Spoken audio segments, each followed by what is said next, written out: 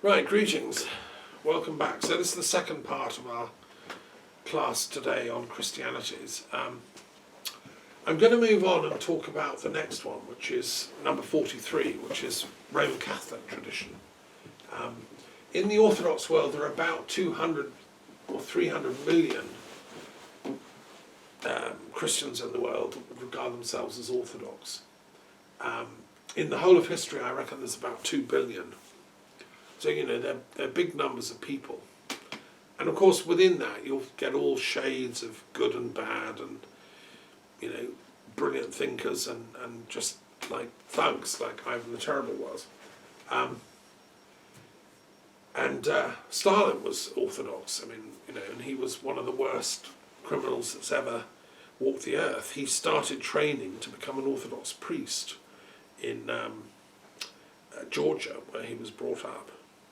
And this was a disgrace to humanity, organising pogroms and massacres and you name it. And he left the Orthodox Church. He turned his back on it and became a materialist by reading Marx and lost his faith in God. And it's as if his horrible persecution of anyone that wasn't a Stalinist in the end was a sort of an attempt to get back at, God and all that. So there are very complex issues involved. Right, let's look at the next one, which is the Roman Catholic tradition, of which there are thought to be about 2 billion members on the planet. And in the whole of history, I reckon about 8 billion. So it's the largest denomination of Christians, and it's the largest branch of the church. So it's interesting. Its history goes back to those very early days when these apostles and disciples who'd known Jesus actually came to Rome. They wanted to take the teachings to the headquarters of the empire. Peter went volitionally. He wasn't arrested. He just went to Rome because he thought that the officials should learn about this, what they'd done in crucifixion, and that they should learn about the good news of the resurrection and the teachings of Christ. And he thought they were trying to convert the forces of evil into being forces of light. Other disciples and apostles of Christ ended up in Rome. Most important, of course, was St. Paul, who was taken there, as we saw, under guard. After Peter died, was crucified, he had appointed a successor. So he was officially the head of the church, appointed by Christ, it is said. And that's possible. I think Christ might have said to Peter, when I'm gone, I want you to organise the friends, organise the community, because Peter was a good organiser, he was a good public speaker, he was quite charismatic, he had a good story to tell, and he'd been there with Jesus all along. And he had a certain profound faith, which led him up to, even up to death. He wasn't, I think, a profound intellectual, Peter, but sometimes it's good not to have an intellectual to be the head of a movement. He was a good organiser, bureaucrat kind of person, perhaps. And a man of simple but strong faith. And when he died, he'd appointed a successor, probably a chap called Linus. And next door I've got a chart of all the different popes of Rome appointed in succession, which I bought actually in the Vatican in a bookshop there in Rome. And where Peter was crucified became the Vatican, and his burial is there still. You can see the tomb of Peter down by the altar. It's sort of subterranean. So there were quite a few Christians in Rome. They had to meet in secret because it was still not legal. They were regarded as a dangerous sect. So they often met in secret in dark catacombs under the city centre. They buried their dead in these catacombs, which you can visit. I've been to them. But gradually their teachings influenced people, inspired people. And after the conversion of the empire, there then began a sort of tussle. Where was the centre of Christianity? Was it in this new city called Constantinople, founded by the boss, the head, the general emperor? Or was it actually in Rome, where Peter and Paul had been, and all these early disciples had been? The Roman Christians thought they should be the actual centre of Christianity because, it was their thing. They started libraries and they had amazing churches and whereas the official lot in Byzantium or Constantinople thought they should be the top thing. And so there was a bit of a power struggle between the popes in Rome and the patriarchs in Istanbul, and it went to and fro, and it depended on what was the mood of the emperor of the day as to which branch of the church he would give greatest credence to. Because after 410,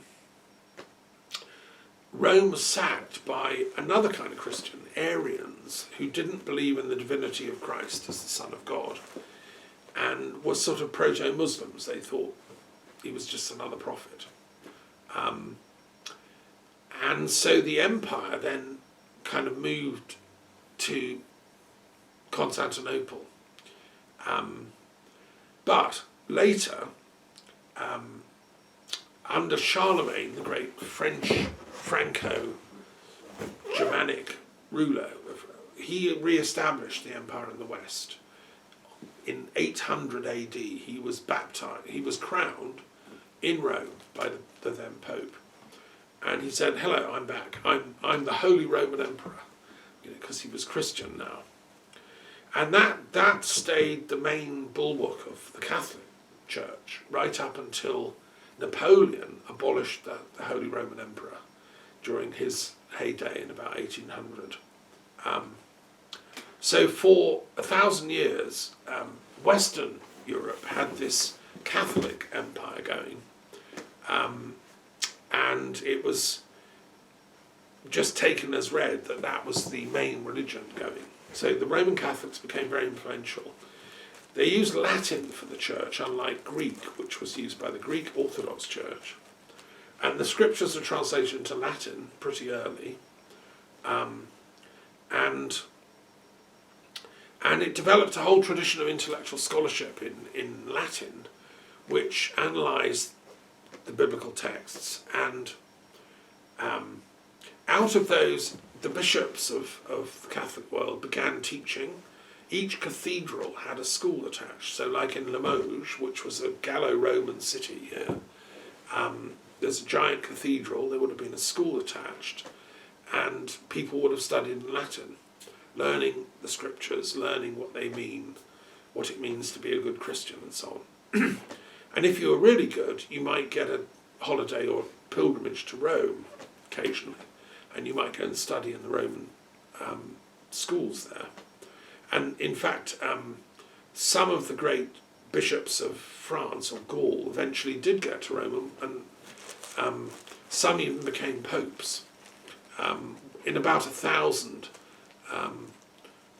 there was a famous French prelate who became pope in Rome. I think his name was Gerbert d'Aurillac, but don't quote me on that. He might have become Pope Sylvester.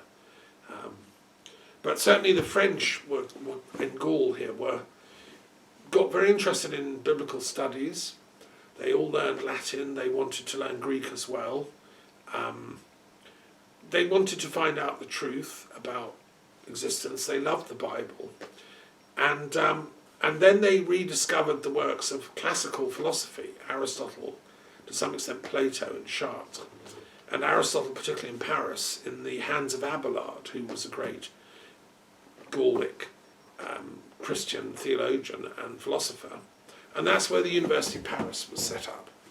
So we owe to the Catholic world the university as an institution of higher education, in which priests, lawyers, doctors, kind of proto-scientists would go for studies. And they learned what were called the 7 liberal arts as a course. So you do a course in a university of Paris or Oxford, which was set up by people who'd been to Paris. They went home to England and set up the University of Oxford. And then people left there and went to Cambridge and set that up. And there's an unbroken tradition of teaching in these universities ever since about 1200 AD, so that's about 800 and some years. And I always loved teaching at Oxford, because you sort of feel you're communing with the spirits of all the old masters who've gone before. I think, so that Catholic tradition is ancient and deep and has some really good things about it, I would say. But of course, it also had some silly things, because humans are fallible and we get power drunk and we get crazy. And I think one of the worst things that the Catholic Church did here in Gaul was launch its crusade against the Cathars in the southwest of France, because the popes began to get very arrogant and they began to say, no, only my interpretation of the Bible matters. I have the authority to tell you not to teach. You can't teach. You can only teach my Catholic doctrine. And if you won't teach that, then I'm not going to qualify you as a teacher, or, in fact, I might even arrest you as a heretic. And that's such a stupid idea and against all right reason, in my opinion, but that's what they were doing. The Christians of the southwest of France believed they had a more Gnostic view of Christianity. They thought that they had direct roots back to the earliest disciples, Mary Magdalene particularly, and Jesus' actual words. And they said this Catholic Church in Rome or Avignon has become really corrupt. It's just a job for these rich cardinals who take taxes off everyone, ride around in big carriages, and have mistresses, and every night huge feasts, whereas the peasants are out there with their few sheep. And why shouldn't those peasants be able to commune with the angels and talk to God? Like, why should the rich cardinal tell them they're a heretic? Because that's not fair, they said.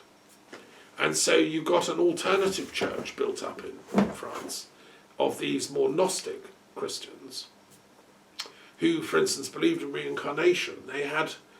They had believed in the soul's immortality. They didn't really believe in eternal damnation and hell. That was a sort of fake story put out by the Catholic Church to frighten people, and the Orthodox Church. They believed, no, more like Buddhists, that gradually you could work your way to salvation.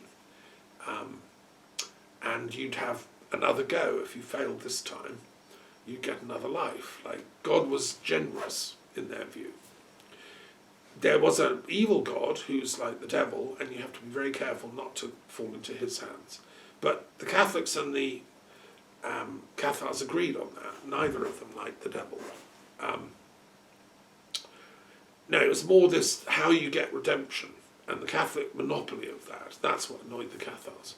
So anyway, what did the Catholic Church do? Instead of saying, oh, that's interesting, let's have some, we'll postpone this and ask the University of Paris to make a judgment, which is what they should have done. Like, let's the intellectuals come in.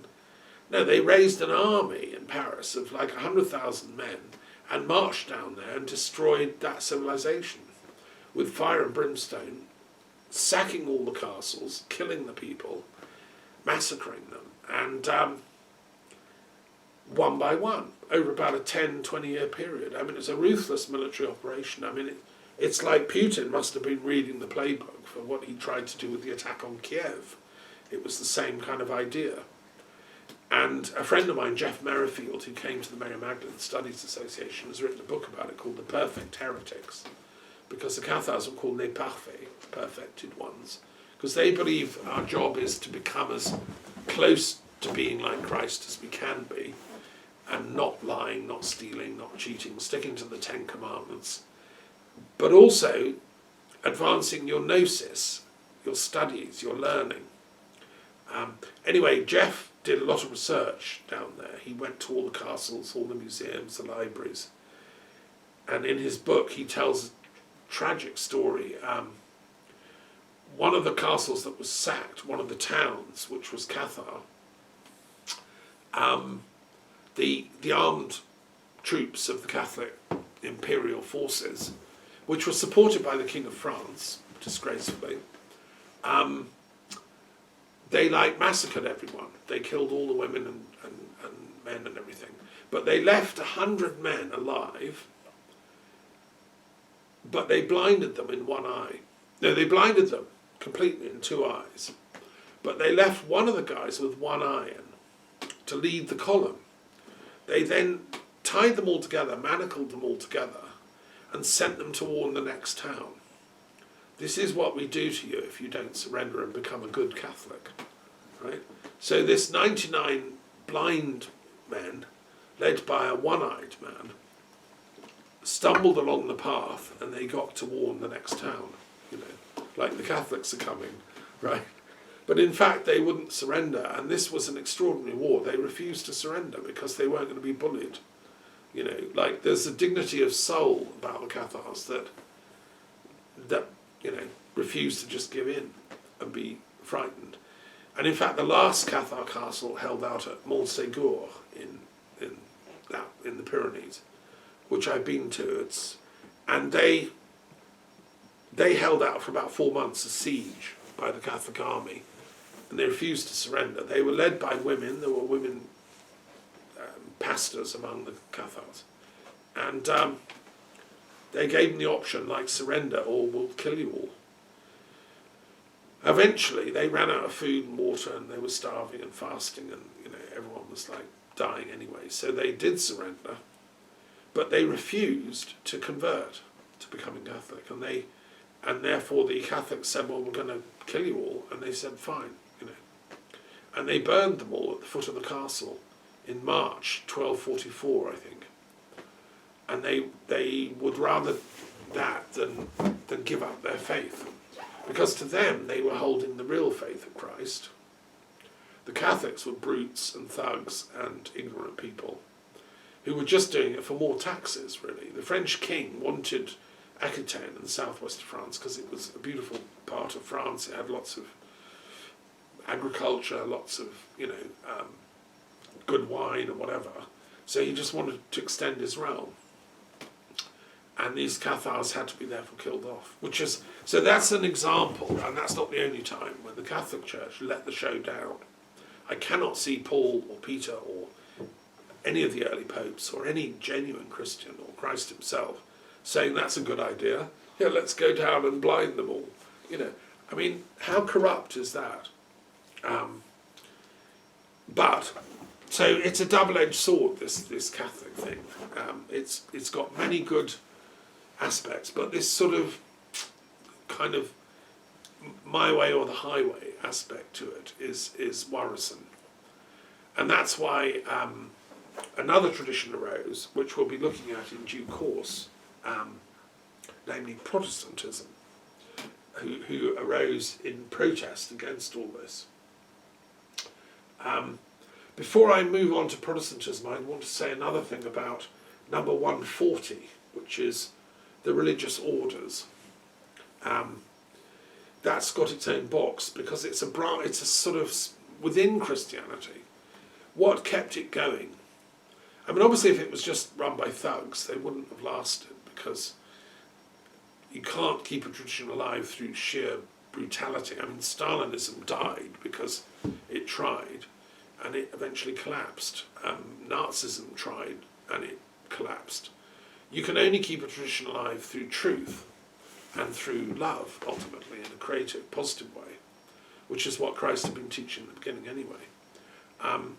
I think the main reason the Catholic Church lasted as long as it has done and is still there was because of the religious orders.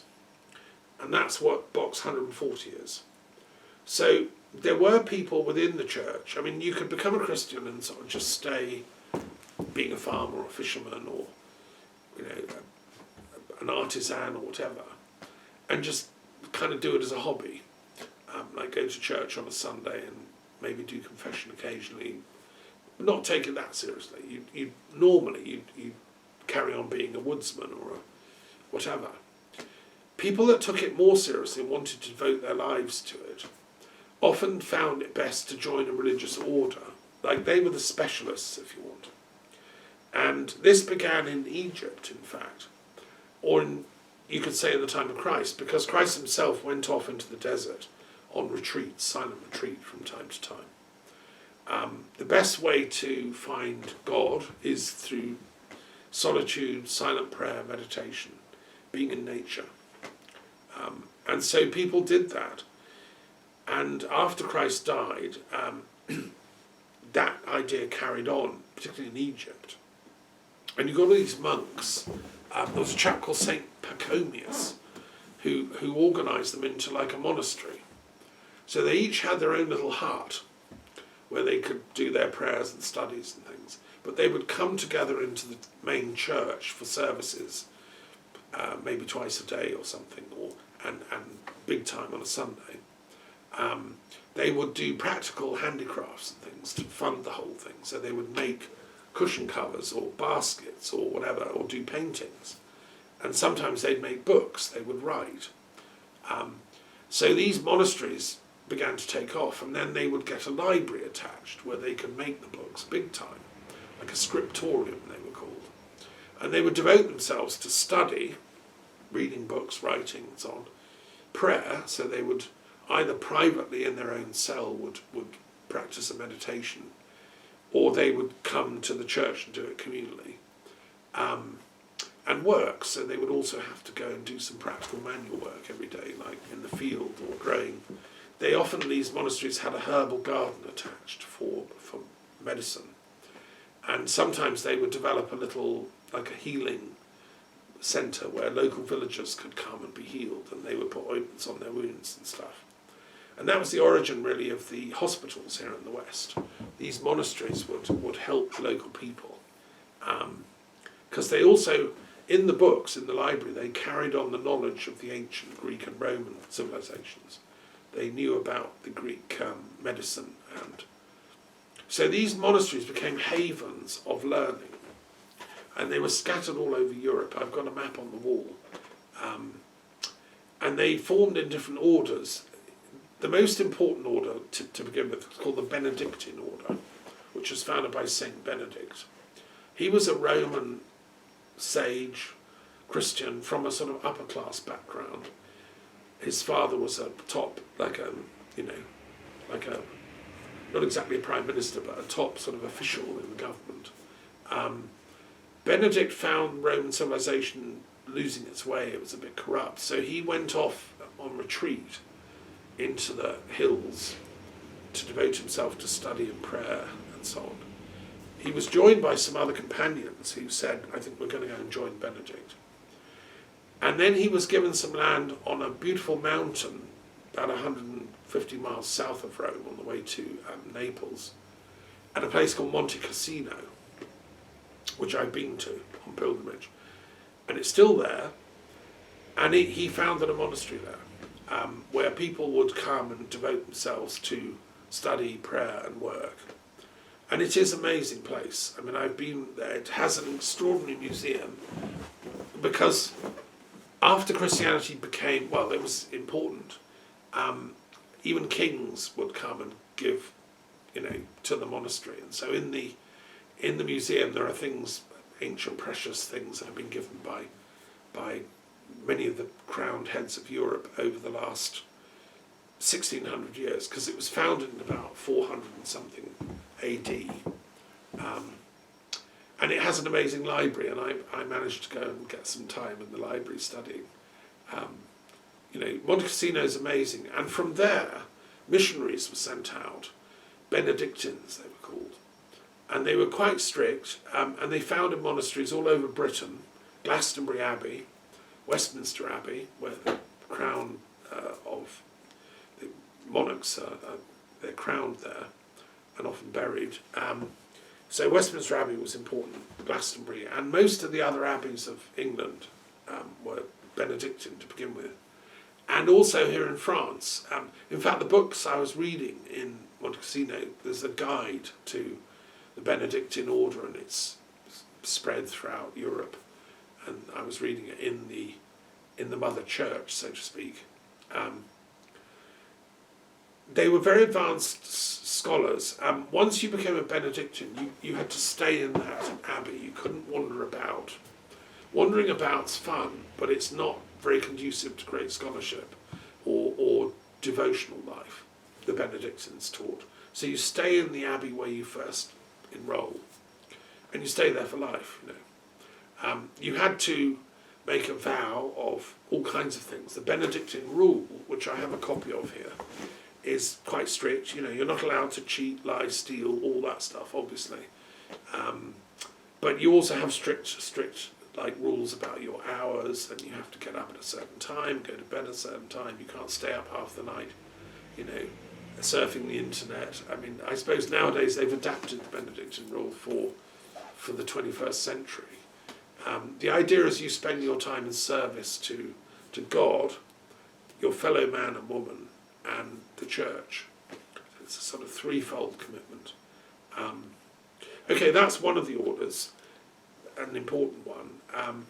And I've known some Benedictines, and they're good people on the whole. And then other orders came up. Maybe the most exciting is the Franciscan order, founded in Italy by St. Francis of Assisi. I've been to Assisi, which is a beautiful town in kind of central Italy. Francis was from a wealthy background in Florence, which had become quite an important centre of civilization and the arts and so on. His dad was quite wealthy. He was making lots of clothes, and all those sumptuous clothes you see in the Italian Renaissance paintings. There was a big couturier in Florence in those days, and his dad was one of them. But Francis didn't want to follow in all that. He wanted to live the gospel. He'd read the Gospels. He wanted to live it. And he gave away some of his clothes to the poor. He couldn't see why the poor should be neglected and other people live huge, rich lives. So why not try and live Christ's more radical teachings about equality and love, was his view. And he realised that you couldn't do that as a whole society. We weren't ready for it yet. But we could found an order where you could live that. So the Franciscan order was set up, where you didn't have many possessions. You often had just, a simple pack, a staff, sandals, and a kind of woolen brown robe to keep you warm. But you devoted yourself to charity for the poor, for the sick, and the monasteries that they founded became havens for people that, had fallen on hard times. So you'd have a soup kitchen. And they had gardens where they grew food, and they had a great interest in learning as well. So they had their library and their scriptorium. And some of the first really profound thinkers in Christian philosophy, which is what we're looking at, were Franciscans. One of them, a guy called Duns Scotus, was a Scottish Franciscan theologian that studied at the University of Paris and was a profound influence on Christian thought since then. Another was a man called Raymond Lull, who was the most important Spanish theologian from Mallorca. And he was like a mystic in love with everything and wrote poetry and studied Sufism. And, St. Francis thought that religion should be about love of God, love of man, but also love of nature. And St. Francis is the patron saint of ecology because he believed that we should look after nature, the trees, and we should appreciate animals. And he lived with animals all over the place. Like Ramana Maharshi, the great Hindu saint, animals used to come and be with him. So with St. Francis, they loved him. We're just coming up to the end of this COP27 conference in Egypt. I think Francis is the patron saint of ecology. He'll be very happy about that. We've got to learn to live in balance with nature and with our spiritual centre, our core. So those teachings are still there. There are still very great Franciscans around. I've met some of them, and in fact, when I was young, like in my early 20s, I nearly joined a Franciscan monastery. And I thought, I'll dedicate myself to a life of scholarship and prayer. But then I, took a different route, became an academic and had a family, and, that wasn't possible to do both, although there is a thing called the tertiary order where you can be a lay person and a Franciscan. You can actually do that. But anyway, and then there are other orders, which I'm only going to rapidly survey. The Dominican order, which was set up around the same time as St. Francis, was the kind of intellectual shock troops of the Catholic Church. Some of them were brilliant. I love the Dominicans. They're for their genius minds. Thomas Aquinas was one. But the trouble is that I think they became too clever and they misused their intellect to do down the heretics. And Dominic himself, who was Spanish, was involved in the Cathar persecutions. He was like their, he tried to convert the Cathars using his intellectual skills. And the Dominicans and then came into being because of that. So the Dominicans try to convert you to become a good Catholic by using logic, reason and so on. I think that's slightly the wrong approach. I think, I'm not sure that that's the way to go if you're trying to promote truth as a philosopher in the light of Christ's teachings, because I don't think Christ ever would have agreed. I mean, I can't see Christ saying, he's giving a Sermon on the Mount, he's got his Aramaic speaking peasant types, fishermen, and then he calls over the Roman guard. He says, "Hoi, Romans, centurion, can you just go around and kill every 10 of these people that are I don't think they've got the message, they're not following me enough. Can you just, that's not the Christ that I believe is the Christ. That's a fake Christ, right? But the Dominicans acted as those centurions. And what they did is they really scared the peasants of Europe, who were fairly simple people, they're lovely, but not all of them could afford a university education by any means, or were even literate for 1,000 years. They accepted Christianity because, it was the thing, so they went to church. But they didn't really want to have their lives controlled and dominated by these monks that would turn up every now and then, dressed in black, with crosses, saying, "Are you a heretic? Do you sleep with the devil at night? If so, we're going to burn you. Next Thursday, we're coming back." And they rampaged around Europe with that sort of fear thing. And of course, most Europeans had only just recently stopped being pagan, and a lot of them never really stopped. They accepted Christianity as pagans, like the Druids did. And these Dominicans really weren't happy with that. They said, no, that's not good enough. You've got to be a whole 100% Christian and renounce all that pagan stuff, or we're going to torture you. So the Dominicans became, in Spain particularly, they became the inquisitors of the Catholic Church. And the Inquisition was founded, which I think is a pernicious thing.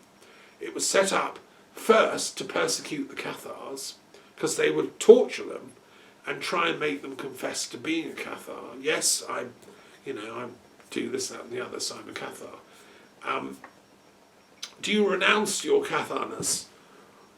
Turn the screws, and most of the Cathars didn't.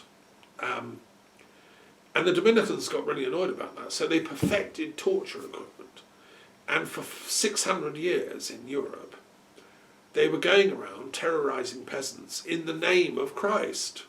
I mean, how stupid is that? To me, it's abhorrent. It's not what I regard as proper Christianity, but it's true. It's what happened. And they led the persecution of witches. The witchcraft trials were set up.